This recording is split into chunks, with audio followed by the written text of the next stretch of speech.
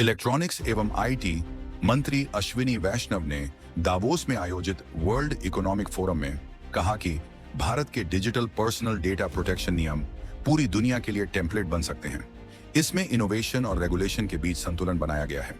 दरअसल डिजिटाइजेशन बढ़ने के साथ साइबर क्राइम भी बढ़ रहा है, इसलिए डेटा सुरक्षा की अहमियत हर देश में महसूस की जाने लगी है। आर्टिफिशियल इंटेलिजेंस की अर्थव्यवस्था डेटा पर आधारित है, जिसकी सुरक्षा के लिए भारत में फिलहाल कोई ठोस कानूनी व्यवस्था नहीं है। इसलिए एआई के नियमन के लिए डेटा सुरक्षा कानून भारत में बेहद जरूरी है। फाइनेंशियल सर्विस प्रदान करने वाली कंपनी bankbazaar.com के सीईओ आदिल शेट्टी बताते हैं, भारत डेटा सुरक्षा कानून डिजिटल पर्सनल डेटा प्रोटेक्शन अधिनियम लागू करने के लिए पूरी तरह तैयार है। अब भारत के लिए भी एक अच्छा कानून बनाने का मौका है। सरकार अभी लोगों से सुझाव ले रही है, जो बहुत अच्छी बात है इस कानून को लागू करने के लिए। जानी मानी टेक फर्म मैनेजिंजन जोहो कॉर्प के चीफ कंप्लायंस ऑफिसर श्रीधरन के एस कहते हैं, आजकल हम जहां भी जाते हैं अपना मोबाइल नंबर देकर आते हैं। अब आगे उस नंबर क्या इस्तेमाल होता है यह भी पता नहीं चलता। हमें कहीं से भी फोन आ जाता है। नए नियमों के आने से आम लोगों की इस तरह की परेशानियां दूर होंगी। जो भी आपका मोबाइल नंबर लेगा तो यह भी देखना होगा कि उसका प्रयोग किस तरीके से होता है। दूसरी बात है कि भारत में 18 साल से कम अवयस्क और इससे अधिक उम्र के लोग वयस्क माने जाते हैं। डेटा नियम के अनुसार 18 साल से अधिक उम्र के लोग अपना मोबाइल नंबर यूज करने के लिए खुद सहमति दे सकते हैं, लेकिन अवयस्कों के लिए पेरेंट्स सहमति जरूरी होगी। इससे उन्हें अतिरिक्त सुरक्षा मिल सकेगी। ड्राफ्ट यानी नए कानून में कहा गया है कि किसी बच्चे के डेटा की प्रोसेसिंग के लिए डेटा प्रोसेसिंग कंपनी यानी डेटा स्टोर करने वाली कंपनी सबसे पहले उस बच्चे के पेरेंट्स से वेरीफाई करेगी, या ये कह लो कि परमिशन लेगी कि बच्चे के डेटा को यूज किया जाए या नहीं। वेरीफाई करने के लिए डिजीलॉकर डॉक्यूमेंटेशन से भी वेरीफाई किया जा सकता है। डेटा के लिए बनाए गए नए कानून को हम मुख्य 3 पॉइंट से समझ सकते हैं। पहला है परमिशन।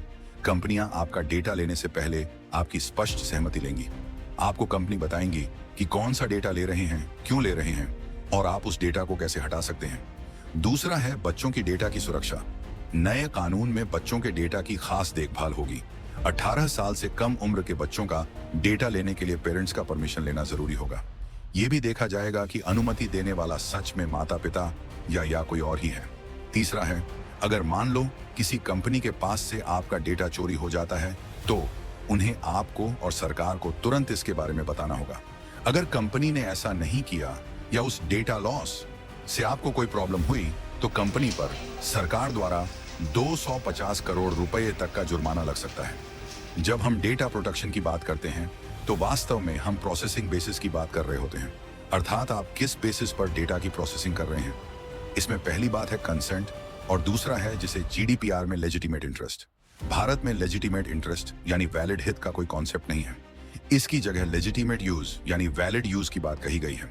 उदाहरण से समझे तो मान लीजिए आप एक फार्मेसी में दवा लेने गए और अपना फोन नंबर अपने दिया ताकि आपको दवा खरीदने का बिल मिल जाए, तो फार्मेसी सिर्फ उसी काम के लिए आपके नंबर का इस्तेमाल कर सकती है जिस काम के लिए उसने नंबर लिया है।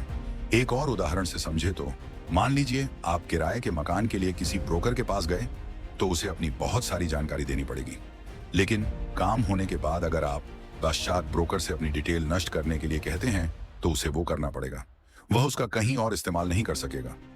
एक और बात है कि डेटा कितने दिन तक कंपनी के पास रखा जा सकता है। नए कानून digital personal data protection rules में बताया गया है कि किस तरह की कंपनी कितने समय तक इंफॉर्मेशन डाटा स्टोर अपने पास कर सकती है। आगे देखना यह होगा कि यह नया कानून कब और कैसे लागू होती है। ये आगे के दिनों में देखने को मिल सकता है।